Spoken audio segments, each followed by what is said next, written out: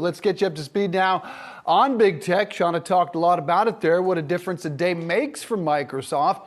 The stock down after it was, well up earlier in the day, but that was not the case when they released earnings Tuesday after the bell. That's when the stock rose 5% after hours initially, after everyone jumped at what looked like a pretty solid report. RBC analyst Rishi Jaluria telling us at the time the numbers were, quote, better than feared.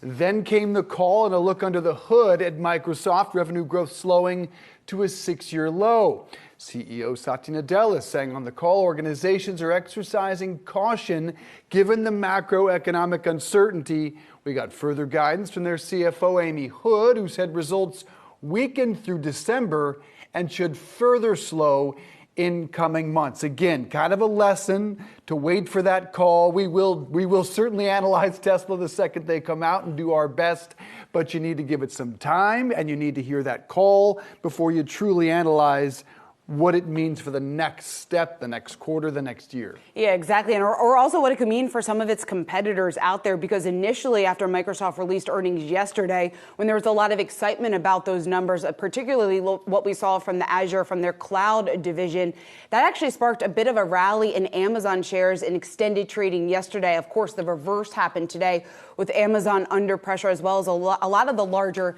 tech names or names focused on the cloud because of that guidance number, what we got from Microsoft in the earnings call. Despite all this, despite the concern that we are seeing on the street, despite the fact that we're looking at some losses today, although you can see we're well off the lows of the day when you're taking a look at some of those larger tech names, the street remains positive on Microsoft. Citi reiterating once again that Microsoft is, quote, best positioned among large cap software names, offering investors a good mix of growth and profitability. We also have Morgan Stanley maintaining that overweight rating there.